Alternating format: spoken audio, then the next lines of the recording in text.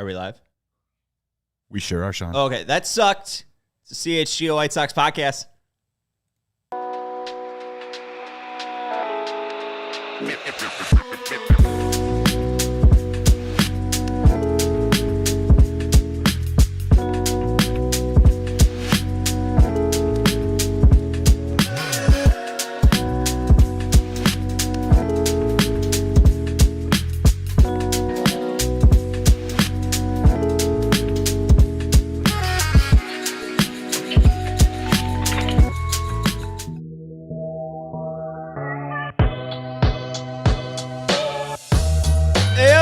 CHGO White Sox post-game show presented by Bet365. Whatever the moment, it's never ordinary with our friends over at Bet365. Download the Bet365 app and sign up with our code CHGO365. Welcome into Studio B of our CHGO offices here in the West Loop of Chicago. I'm your host, Sean Anderson, being produced today by Joey Christopoulos. Hey, hello. White Sox get swept by the Baltimore Orioles. They lose 3-2, and John Striffen with this lovely note that doesn't drive a dagger right into your heart. Last 7 losses for your Chicago White Sox have been by 2 runs or fewer. Woohoo! Yay! It's been so fun to watch the White Sox over the past week. I love how I said they've been fun bad, and then actually, since that, I've had no fun watching them. Miguel Vargas has gotten a little cold, and now the whole team is just hit that thumbs up button if you haven't already. Make sure you're subscribing to the CHGO Sports YouTube channel. On today's show, we'll be recapping the sweep of the White Sox being swept by the Baltimore Orioles. We'll talk about Luis Robert Jr.'s terrible past just year of baseball. He's returned. He returned last year after he gapped a double in Kansas City, came around first base, had like a weird hip injury, came back on June 24th, 2024. We'll talk about how bad he's been since June 24th, 2024, now that it is June. I believe Sox Freak 71 says 0 for 10 in this series. Woohoo! He did get robbed of 1 hit. I will say, there was the third at-bat of today. He hit a ball, it hung up, and just hung up long enough for it to be an out. It was a nicely placed ball, but everything else was pretty rough. Anyways, we'll talk about the series this weekend. We'll talk about Luis Robert Jr., and we'll have a guest joining us at the 30-minute mark, Ian Eskridge of FutureSox, formerly of Daily White Sox, will be joining us to talk about the first 2 months of minor league White Sox baseball, because I don't think we can really stomach the major league team for that much longer. Hit that thumbs up button. Matthew Romack says, just like that, we go from fun bad to just bad. I mean, we just got swept by the Orioles. That's one thing I do want to bring up first. NATO said this in the Die Hard Discord channel that we have. I don't think our sale is no longer active for the summer, but hey, go sign up to be a Die Hard if you haven't already. Anyways, you get a shirt of your choice when you sign up, and you get access to our Die Hard Discord. But Nate said, for me, this weekend demonstrates how important having talent on the roster is. The O's are vastly more talented than the White Sox, but they are just playing terribly. The Sox have played a cleaner series than the O's, and yet Baltimore is going to sweep this series. Jackson Holliday had a fantastic day at the plate, not only today, but also this series. Had a home run in Saturday's game, almost had a home run in the first inning off Adrian Hauser. The first 10 batters today, 9 of them put balls in play. Woohoo. Very, very fun day for your Chicago White Sox. But Holliday, I think it was in the 5th inning, just had a terrible day in the field. And talk about just lack of clean play by the Baltimore Orioles. I mean, any team that's decent beats them. If any team that is not being carried by Mike Tauchman and Mike Tauchman alone likely beats the Baltimore Orioles. So yeah, I don't know if I'm like, I wouldn't get too like, we just got swept by the Orioles. Like, the Orioles do have a lot of talent on their team. Let's not overlook that. They needed a get-right series. This was their get-right series. The White Sox really just faced the team at the wrong time.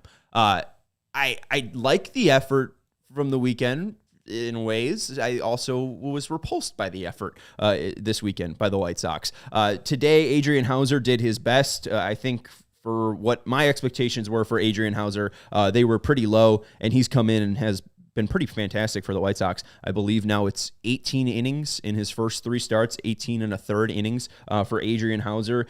Today he goes 6 and a third, 8 hits, 3 earned runs, 1 walk, 6 Ks. And I just like that. I thought his day was done after the 6th inning, and he goes out and at least faced the first righty in the top of the 7th, just giving his team that extra out, that extra ability to go, keep one pitcher fresher than they thought. And, it was pretty cool. So, good job by Adrian Houser. Eat those bullets. He really didn't have any help, though. It was a 3-2 game, and Mike Tauchman thankfully hit a triple and a solo home run, but the White Sox just really didn't show up this entire series. I don't know if it's just traveling to the East Coast. I don't know if it is playing more talented teams, but the offense was pretty lackluster the entire weekend with Baltimore and New York. Let's jump into today's game. Sox started this day 18-40. They're now 18-41. Mydroth had a leadoff single, but then he got picked off at first. You talked about Mayo blocking the bag with his foot. Kobe Mayo, what a character. You want to have a conversation about Mayo? We'll talk about it in a second. I mean, I didn't hear much, guffawing over Kobe Mayo having his foot in front of the bag. Where else are you going to put the foot? So whatever. But Kobe Mayo made himself a person of interest this weekend. We'll talk about it later. Bottom of the first, again, a ton of hard contact from Holiday and Henderson, but Houser was able to K Mayo. He was pitching around runners on first and third. So good job by Houser, at least keeping the game 0-0 heading into the top of the second. Benny had a leadoff single, then Lenine had an infield pop-up, and then Palacios got K'd on 3 strikes, which was fantastic. And then Luis Robert Jr. comes up for the first time. First time since September 20th, 2022, Robert was batting 7th or lower. He got a 3-0 count immediately, then stared at a fastball at his knees, and then walked on the next pitch. My biggest question going into today was, can he see? Because there have been moments where he makes some nice defensive plays. There have also been some moments in the outfield where he's just missed plays by a couple of inches. And you look at the way that he's swinging the bat, nothing seems physically wrong with him. He still seems like he's a very powerful player. It just seems like his ability to make contact has evaporated. In 2021, he was able to, I think, have an average above 300. Like, we were like, wow, is this guy going to be like a 350 hitter with power, with stolen bases? Feels like a century ago, but really didn't have to test his actual ability to make contact as Charlie Morton just threw around Robert pretty much in the top of the second inning. Bottom of the second, another lengthy inning for Houser, 16 pitches in the second, 31 pitches through the bottom of the second. The top of the third, nothing doing for the Sox. Mydroth did get a single, but nothing else besides that. And then in the bottom of the third is when the Orioles action picks up. Hanley, Maverick Hanley. Great name. Name that you cannot stop saying. Imagine a father being like, your daughter comes in and goes, I'm going out on a date tonight. Oh, really? What's his name?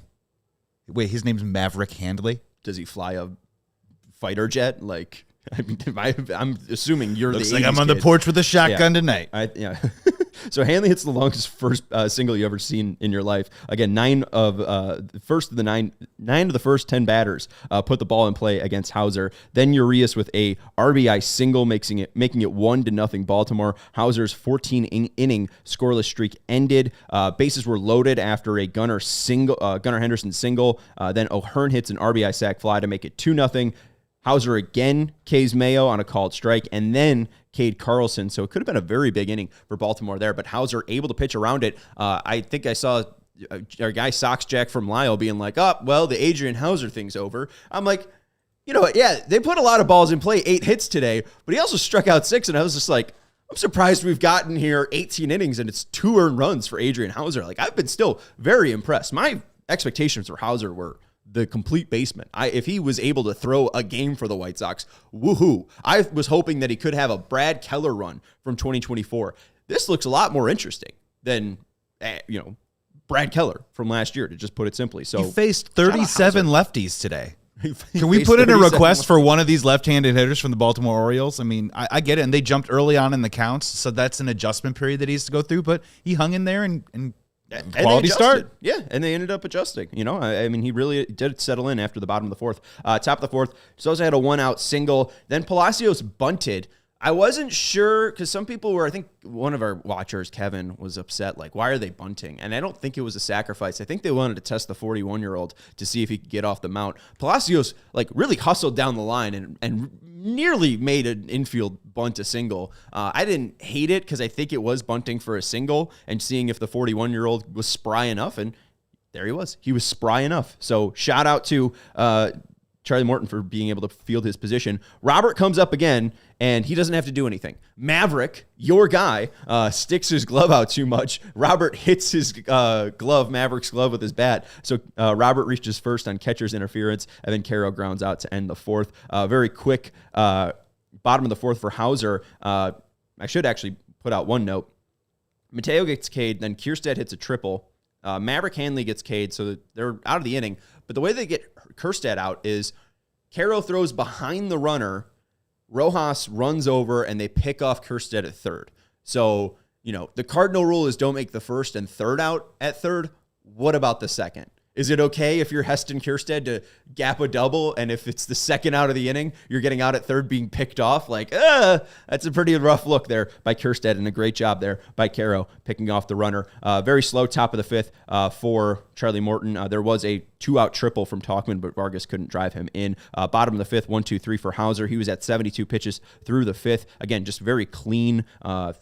6 straight batters retired for Hauser. I guess it's 8.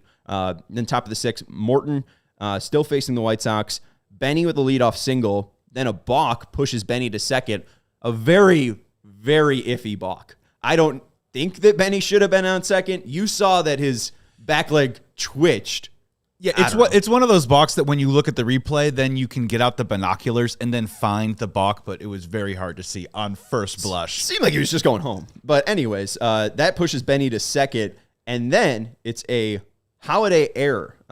It's, I believe, Palacios hitting a ball to Holiday at second base, and Holiday doesn't square up. He's just kind of shuffling over, and he shuffles a little bit too much. Ball goes right between his legs, misses the glove completely. So Benny scores on a Holiday error, making it 2-1. Then the Robert liner floats forever, and Palacios is nearly picked off at first on a double play because he thought that ball was getting down. But then Holiday, again, in the top of the sixth, just drops the ball. Isn't able to get the double play. Sox aren't able to hurt him, though, as Caro gets K'd. Then you have bottom of the sixth, O'Hearn walks. Mayo's fielder choice keeps the inning alive. Then Carlson hits an RBI double, making it 3-1 Baltimore. Hauser then K's Kierstead. I thought his day was over, but then he would get the other batter in the top of the bottom of the seventh. I think it was Mateo. But he ends up his day 6 1/3, 8 hits, 3 earned runs, 1 walk, 6 Ks, 10 whiffs, 10 called strikes, 22% called strike plus whiff percentage, 19 balls in play, which is a lot, and a 91.6 mile per hour average X velocity. He got fairly lucky that he didn't get more damage against him in Adrian Hauser, but also he did a pretty good job today. I mean, again, they only lose by 1 run. He kept him in the game, and that's what you really want from free agents, is just to eat innings, and he's been eating innings fairly effectively. Each time he's gone out, and he's gone, 6 innings fairly well. Morton got relieved in the top of the seventh. His day was 6 2/3, 6 hits, 1 walk, 7 Ks on 100 pitches. Really good job there by Morton, and when he's relieved by Gregory Soto, and that's when Tauchman, left on left, hits a home run, makes it 3-2 Baltimore, but the Sox aren't able to do anything else. There was another Robert at bat in the top of the ninth. Robert's first pitch was a slider whiff, high and away, kind of, in the left-hander's batter's box. Second pitch, slider, low ball. Third pitch, slider, low and away. It was fouled off. Fourth pitch, slider down. That one was a ball. Fifth pitch, slider away. That one was a ball. And you're like, woohoo, 3-2 count. Yay, Luis Robert Jr. He's going to be put in a situation where, maybe he walks and then he's able to steal a base. He just stares at a fastball at his knees. The leadoff batter, not even keeping the bat alive, just staring there. And that's why I just don't think he trusts his eyes. I don't think he knows what he's seeing. I think that this is something like physically wrong with his eyes. Like I think there's something truly wrong with his sight. I learned what the chart was called today in a doctor's office, and now I'm forgetting it. But I don't think Luis Robert Jr. has ever seen one of those in his life. We got to take a break. Sox lose 3-2. This postgame is presented by Bet365. Use code CHGO365 when you sign up. Antoine says he just looks completely lost and has zero direction or plan at the plate. I think he needs an overhaul. The majors are just not helping. I don't think they're going to send the $15 million man to the minors. I think that's just not what they're going to do with a guy that's leading the majors in stolen bases. I think they're going to have to make those adjustments at the major league level. We'll talk about it in a second, but Antoine also had a super chat. So thank you to Antoine. Shout out to Mydroth Holiday. 2+ bases fills Antoine's bank. I don't know what that means. Okay. All right. We love Antoine. Oh, Mydroth. Who did I say? Meredith? Mydroth. Shout out Mydroth Holiday. 2+ bases fills Antoine. Okay, so Mydroth getting 2 singles and then Holiday's double. It was a bet. That's great. Okay, I thought you were saying a shout out to Jackson Holiday's mom. Sox were swept by Detroit, Cleveland, Oakland, Kansas City, Chicago, and Baltimore. So they have been swept now 6 times this year. 2 months. Woohoo. It's been fun. Hit that thumbs up button if you haven't already. We got to take a break here on the CHGO White Sox podcast. We are just one more segment away from being joined by Ian Eskridge of FutureSox. We want to let you know about our friends over at Empire. Empire today is your place to get professional flooring installed into your home. You could probably do it by yourself. You have a decent enough eye to go and look at the samples at a big box store. But if you need help, you're likely asking someone like my cousin Jake, who one day is working in the flooring department at that big box store. The next day is in the paint section. The next day is at the self-checkout. He's not a flooring expert, and he really can't help you. So let's say you make an all right choice at the flooring section, but what? You're going to ask for a buddy to do a favor to install the flooring? You can't rely on that. That's not trustworthy. You need a professional who can be there with you every step of the way. It's an overwhelming experience to do this all by yourself, and this is your floors. This is your home. You want this done because floors can last forever. Empire Today is your best bet for a new floor. Empire Today lives and breathes flooring, and they will be with you every step of the way. It's a whole different ballgame when you are with Empire Today. The flooring experts bring the showroom right into your home. You could pick the right flooring and the right colors for your space, and you can see how it looks in that space right then and there. And it's a free in-home estimate that they could provide for you because some things are better at home. CHGO listeners can also receive a $350 off discount when using promo code CHGO, a $350 off discount with code CHGO. Restrictions apply. Visit empiretoday.com/CHGO for full details. We also want to let you know about our friends over at the Rate app. You know it. You love it. It's Rate. It's the ballpark, folks. You have so many memories there at 35th and Shields. And if you're trying to buy a home, get a loan, or deal with money stuff in general, our friends over at the Rate app can help you out. Download the Rate app with the QR code there in the corner. Sign up for an account, and you can be helped with getting pre-approved for a mortgage in minutes without the need to jump through millions of hoops. If you're thinking about a home equity loan or a personal loan, you could secure it in under 15 days. And the Rate app also helps you find the best homeowners and auto insurances based on what you actually need. And something that is unexpected when you are talking about loans, insurance, and mortgages is the 800 free wellness videos that the app also supplies. Stuff like meditation, breathing exercises, stretching, anything to help you feel better mentally and physically, because sometimes mortgages, loans can be very, very stressful. So scan the QR code today and sign up with the Rate app today. It's one app that helps with both your wallet and your well-being. Hit that thumbs up button and make sure you're subscribing to the CHGO Sports YouTube channel. Quick breaking news, Sean, on a Sunday. Just a little perspective, just maybe a small little pick-me-up. The Colorado Rockies are now officially 9-50. Back to you, Sean. Yeah.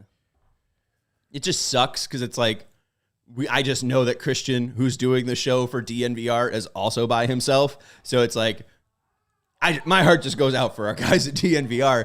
That sucks. Like, it's a tough road. Well, dare I say, maybe a tougher road than last year's team. It's also a terrible look for MLB baseball. I mean, just like, at the end of the day, who cares about that record? I mean, like, the fact that you have 2 teams breaking that record in back-to-back years, that's truly the disgusting level. And then, I mean, you even have a superstar in Paul Skeens that's just getting hosed by his own team and their lack of spending in the NL Central. So, yeah, I think it's tough to take a victory lap because another team's 9-50. It's like, you know, we were still the most incompetent team of 140 years, 150 years of Major League Baseball. And then the Rockies come along 1 year later. Like, it doesn't really take away the sting that much because this team still sucks and is going to lose 100 games. Right, but like, this I think team in the is past, different. But this team is different from last year's team, though.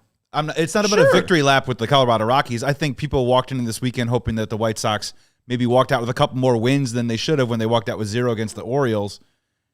I understand that White Sox fans should be disappointed about this weekend, but still, we have been talking a lot about paths of progress here.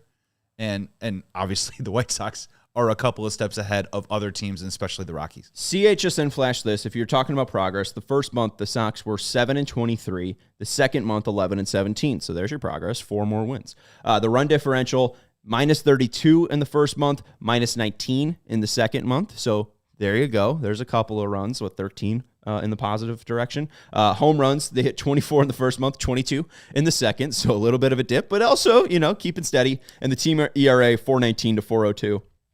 It was the most wins in a month since June 2023, which is truly disgusting. Boom.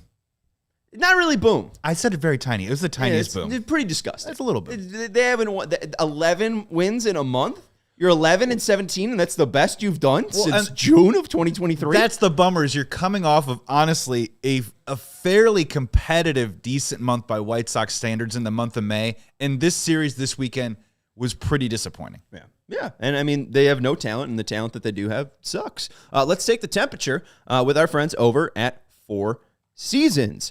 Four Seasons, heating, cooling, air conditioning, plumbing, and electric are your trusted local experts. Visit fourseasonsheatingcooling.com for all their special offers and money-saving coupons. That's fourseasonsheatingcooling.com. Taking the temp with our friends over at Four Seasons. 866-4Seasons.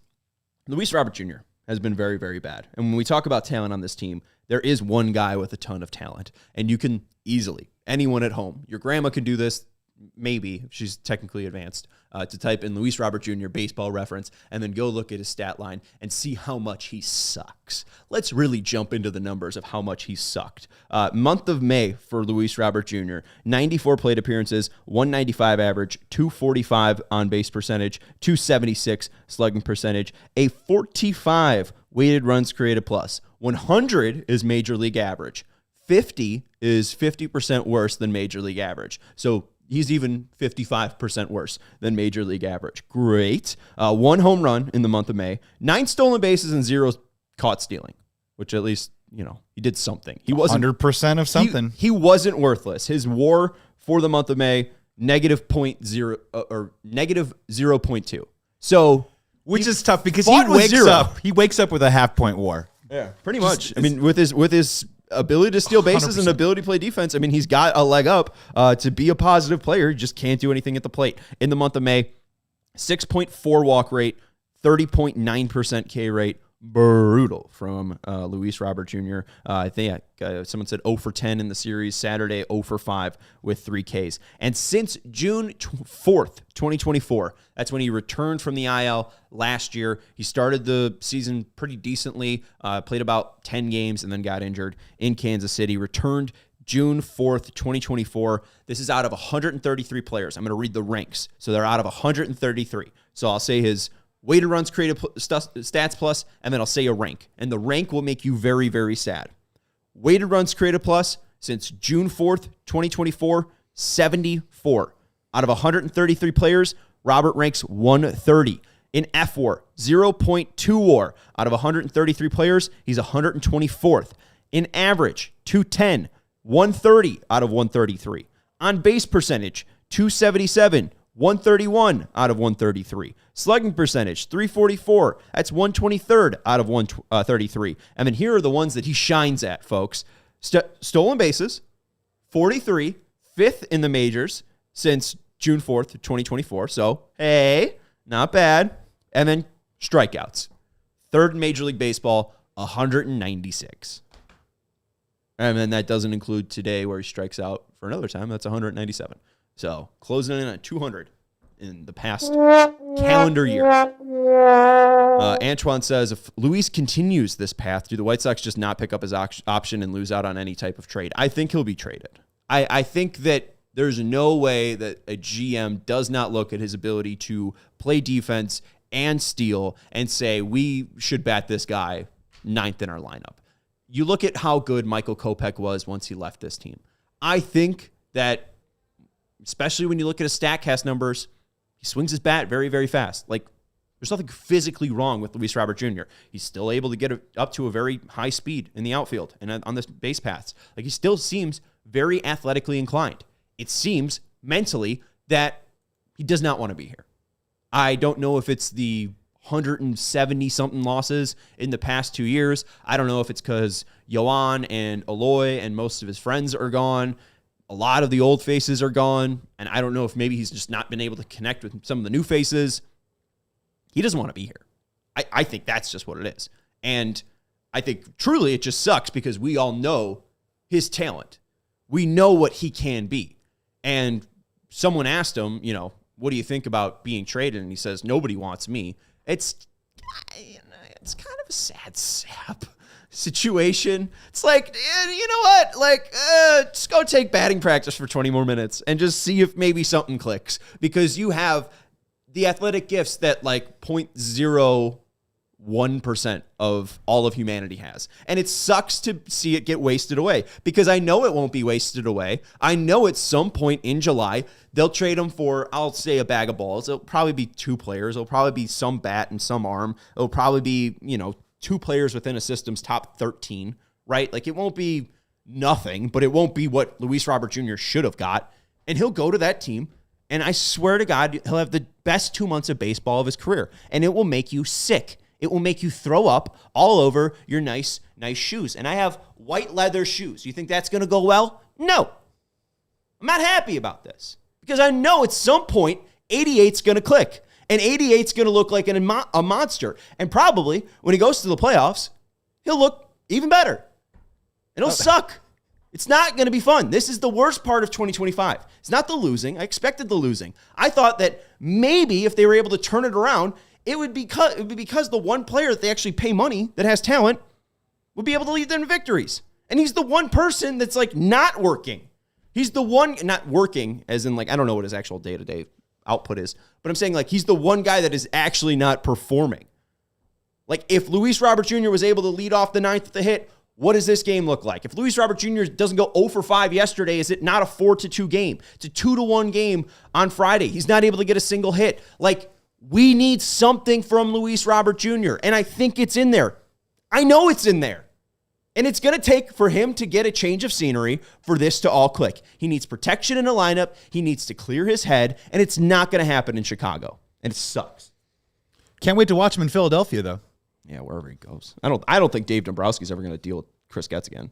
It seems like that went down the tube with the Garrett Crochet deal. Seemed like he offered him something pretty nice at the trade deadline, and Getz walked away. Still got a decent deal, but I'm just saying, I don't know if Dave Dombrowski's going to be his thing. Not to get in the weeds, but yeah, the agent and Crochet's agent, and we'll never know. Steven says, wow, my friends are gone. Wow, my team sucks and I want off this ship. How do you think you get to another team though, Luis? He says that nobody wants him. He's not complaining. I'm just wondering why he has been so bad. I also think it could just be his eyes. The White Sox were having Ronaldo Lopez go out there and throw without proper vision. Like, Ayo DeSumo had a fractured back for 2 years. Do we trust this team's, doctors, I guess is what I'm saying. Like like I don't know what's wrong with Luis Robert Jr. There's a ton that's going wrong with Luis Robert Jr. What the specific thing is, I have no idea. It could be a plentitude of issues, and maybe he just needs to go to the Los Angeles Dodgers because Michael Conforto isn't working out. He'll hit 9th in that lineup, and 88 will sell out in the blue and white. I heard the jingle of our guest chimes. That means Ian Eskridge is patiently waiting. Let's take a break, and we will have Ian join us on the other side to get away from Major League Baseball, go to the minor leagues, visit beautiful Kannapolis, Winston-Salem, Birmingham, Charlotte. Lovely. Let's tell you about our friends over at the HOF app.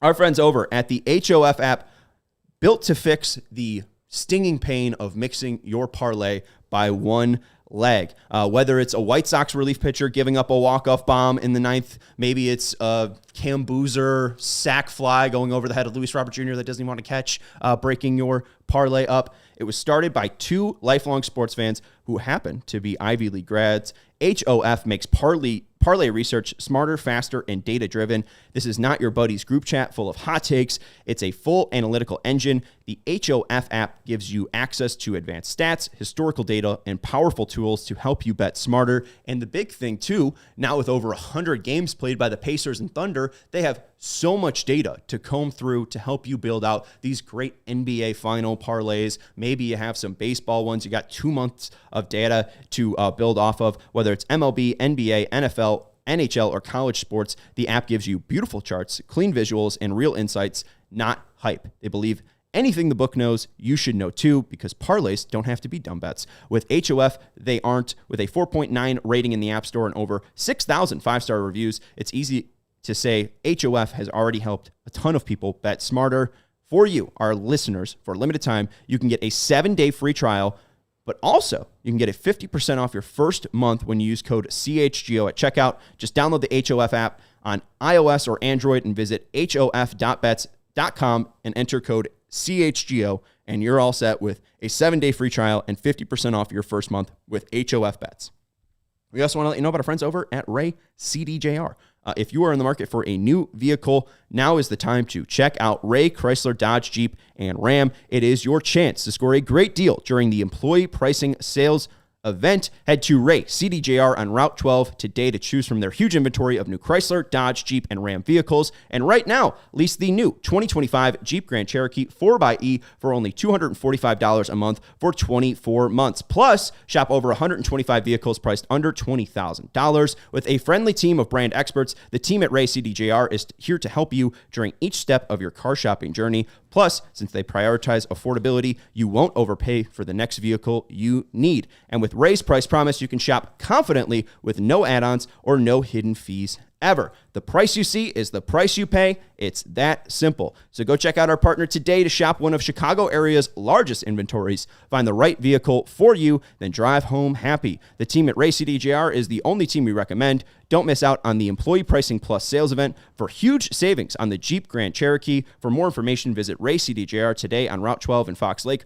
or online at raycdjr.com. They've been serving the community since 1963. This is the CHGO White Sox postgame show presented by Bet365. Download the Bet365 app and use code CHGO365 when you sign up. We are going to be joined by Ian Eskridge in a second. He is the host of the FutureSox podcast every Sunday with James Fox. Last week they were joined by Jeff Cohen. They have a whole smattering of talent over there at FutureSox, and they have you covered for your minor league needs. We have just a little bit of a production issue, so I'm going to chat with you for a second before we go over to Ian.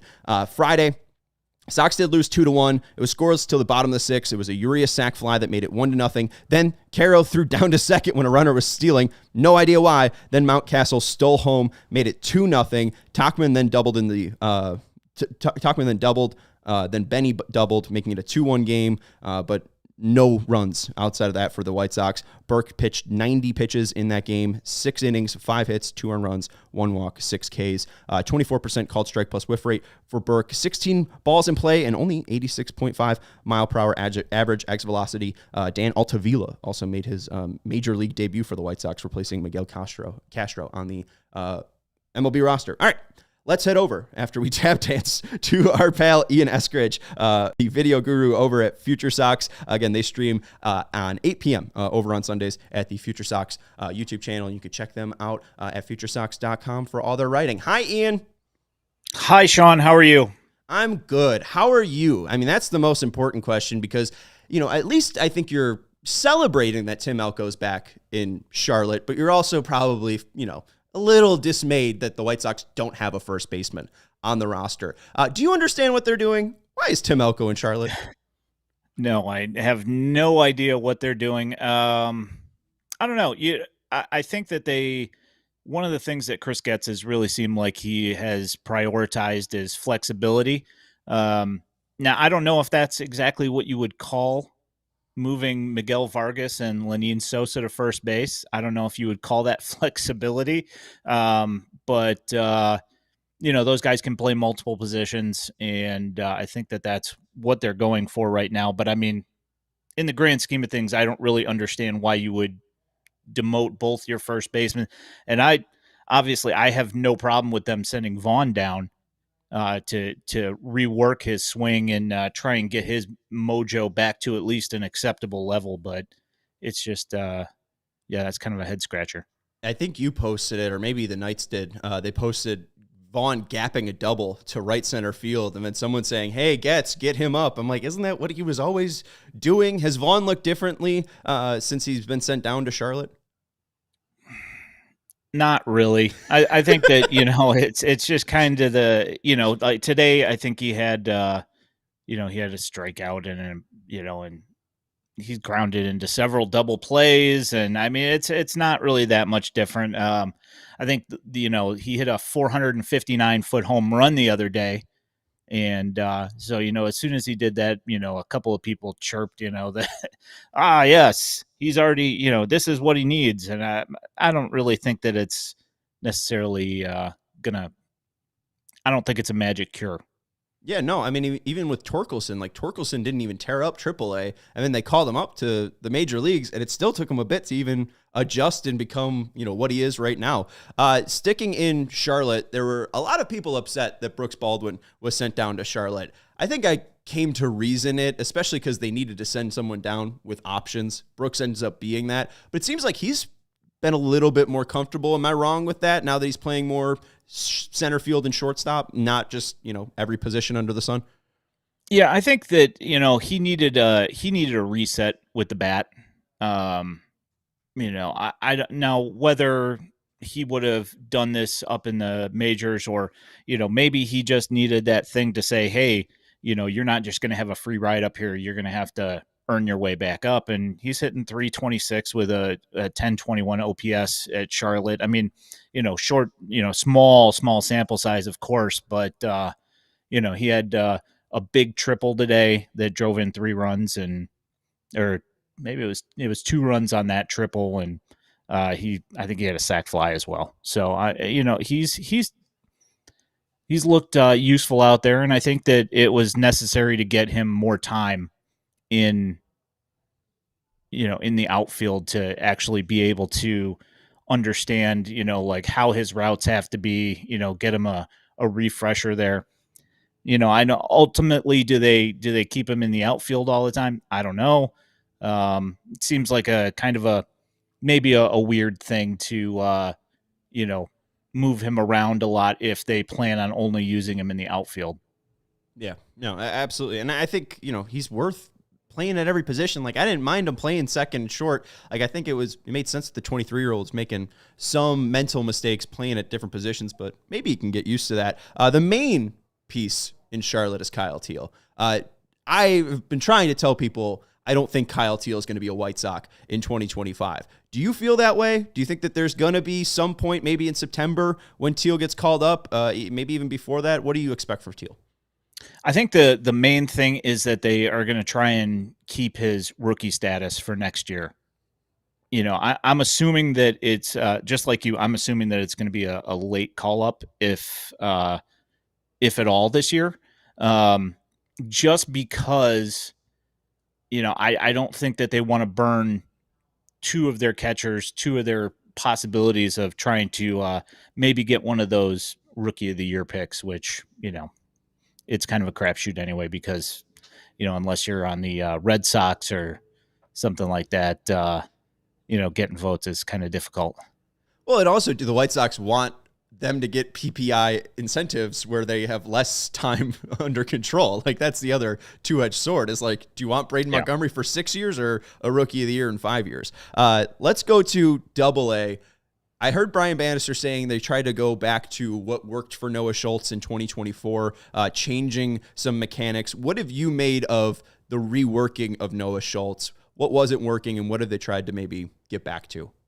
I think one of the things that they've also been really trying to get him to improve on is his changeup, and he's been kind of working that pretty heavily into the pitch mix down there in the last couple of weeks. And over the last 2 weeks, I'd say his starts have gone quite a bit better. I think that I don't know what the mechanical changes were, so I can't say anything on that. But I have noticed that, he's not giving up as many runs. He is still walking a few guys. and the strikeouts aren't probably where you want to see. A little less missing bats than you'd like. So is that kind of one of those things where they're going to have to try and fix it in the offseason? I don't know. It seems like one of the things that the White Sox have definitely changed their thought process on is getting guys fixed, earlier, not waiting for them to, suffer for months and months. You saw it with Colson. Hagen Smith is down in Arizona. Jairo Iriarte also down in Arizona. They're, working on, mechanical issues down there and biometric stuff. So, you hope that all those things can work their way out. Colson Montgomery looked pretty good until he took a pitch off the kneecap the other night. So, right. And I mean, Colson too is like, I kind of just want to, I honestly don't have like high expectations for him. Like I've said that, I could see them just calling him up in the middle of June if he just is like somewhat hot for the next 2 weeks. Cause if they've if they've fixed the swing, I don't think it's impossible for them to kick Vinny Capra off the roster. Maybe they wait a little bit longer. You're with the wry smile. I mean, do you think Colson's a little bit longer away? Like maybe July or August then?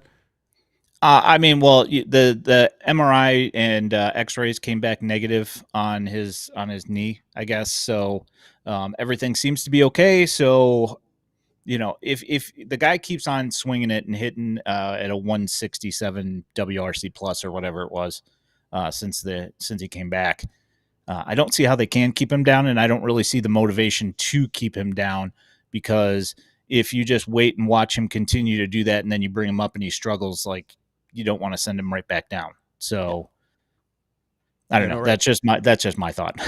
Yeah. And then sticking with the Montgomerys, obviously they fixed Colson's swing. I know you're trying to swing doctor Braden a little bit on his left-handed swing. What have you noticed in Braden's swing? Because obviously the results have been good in Winston-Salem, but what we saw from Vaughn when he's climbed up levels, Colson when he's climbed up levels, a lot of these talented guys can get by with swings in their holes until they hit AAA Major League Baseball. Do you think this is some like actual issue for Braden? It doesn't seem super major, but his hips a little flailing out, as you said, on the left-handed side. Yeah, so he is, at least to my, and I will say, I'm not a hitting coach. I'm not a pro hitting coach. I have paid attention to it a lot. He's hitting 152 over the last 3 weeks. And you can see it especially in his left-handed swing. His right-hand swing, not so much, which is a little bit more natural for him. The left-handed swing, he's opening up his shoulder and his hips, and you can't get to an outside pitch when you're trying to hit an inside pitch essentially on every single pitch. If they throw it outside, he's not going to hit it. So he's had a rough last 3 weeks. It started in Brooklyn a couple of weeks ago, and since then, he's had a real rough time. I think he only had one hit in this last series this week. It's a thing that definitely needs to be sorted out because he's going to see more right-handed pitching than left-handed pitching no matter where he goes. So he's going to be hitting left-handed most of the time. So if he does not fix this, we're looking at a major problem if he can't fix that. Yeah, and I know you're not a swing doctor, but also I think it's funny that they go and fix Colson's swing. And what is Ryan Fuller saying? He has this swing that he's just trying to pull everything to the right side, and that's what you were saying. One swing for everything. Let's just hit it where it's hit. And it feels like they need to do it with like every hitter in the organization right now. But whatever. Who's the one surprise this year from the minor leagues? I feel like maybe Brooks was that surprise last year in 2024, making it to the major league roster. Is there any surprise player that they keep going? Like maybe it was even Elko. Like Elko just keeps getting at advanced level, and he keeps hitting. Like who's really impressed you this year? Well, if you are asked this question and you don't bring up Caleb Bonnemer, you're kind of missing out here because nobody, you don't bring a teenager to A-ball pretty much straight out of high school and expect him to have a 159 WRC plus. And he's hitting over 300 now, and he steals bases, plays defense. it's a very pleasant surprise. You know, it's something that Keith Law said that he was worried that the White Sox wouldn't be able to fix the slight issues he saw with his swing. I think that this kind of shows that either A, he can fix himself, or B, that the White Sox were able to help him kind of sort out his biomechanical issues that Keith Law saw. So if you don't mention him, then I think that that's, you know, you're missing here. But as far as biggest surprise, I would say Javier Mogollon, who's also you know, one of his teammates. He was out for 2 weeks. He fouled a ball off of his heel. He had just hit his 4th home run yesterday in, I think, his 2nd game back from the bruised Teel, and he's got something. I think it's like a 179 WRC plus in A ball right now. One of the things that people were really worried about with him was the swing and miss, and he's got a ton of walks. His return, you know, there's been a couple of strikeouts, and that's not what he was doing earlier before he bruised his heel. But I think that obviously that's going to take a little bit of time for him to kind of work his way back into feeling, you know, his swing. Is he more of a? I mean, obviously Bonnemer's the shortstop at Kannapolis, but like if Mogollon ends up passing Bonnemer and they're at different levels, do you feel like they'll try Mogollon at shortstop? I mean, they could. I think that, you know, he's been good at second base as well, and, you know, I don't know, height restrictions maybe they keep him at second base. I don't know.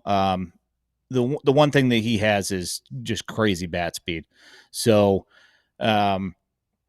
you know, the power is going to, if they can manage to keep him at second base and that power translates up through the levels, I mean, they could have some, you know, like a big deal on their hands. I mean, you know, we've seen Jose Altuve, and that guy's, you know, obviously not very tall either, and he hits plenty of home runs. So, and, you know, if they're looking to redesign the field, you know, maybe they don't get the new stadium, they just move in left field and build up the Crawford boxes, and then, you know, there you go. It's a great Javier idea. Mogollon's, you know, value increases. Final guy I want to talk about here before we let you go, and again, you can check out Ian and James tonight on the Future Sox YouTube, unless things have changed. Nope, that's tonight. All right, cool. Sometimes you push it to Monday, so just making sure. Yeah. What have you made of George Wolko? Because it hasn't been good numbers. I know they tried to fix stuff with Wolko as well, but, you know, the glaring 40% K rate from last year is still rearing its ugly head. So what do you make of George? I think that the results haven't been, obviously they're not what anybody wanted. They're not the results he wanted. Obviously, as fans, it's not what we want to see. What I will say, though, is that his at-bats are better, and they're not as, you know, over as quickly as they were beforehand. And I think that a lot of that has to do with the same type thing that you saw from Colson, where you see him trying to pull the ball. When he starts getting away from that, he stops swinging and missing as much. And you still, you know, I think he's still getting BABIP to death. You know, I don't think that the ball just hasn't fallen for him very well. Yesterday, he hit a 106-mile-an-hour line drive to center field, and the wind just knocked it down dead in its tracks, you know, 10 feet away from the warning track in center field, when normally that would cruise over the fence like pretty much anywhere. But for whatever reason, just at that stadium, it just knocked it down. And they talked about it on the broadcast that stadium just has a tendency to do that sometimes. So it's unfortunate, but I have some faith that, you know, that Wolko's numbers will start going back up. I mean, it's been a rough year for him so far, and let's hope that he can manage to sort that whole thing out. Yeah, right. And I mean, again, you brought up Bonnemer being young for the age, Mogollon young for the age. George is still young for the age, and young for at least the level. So it's surprising that the 19-year-olds are having this much success. So maybe we shouldn't bag George for not being at that level just yet.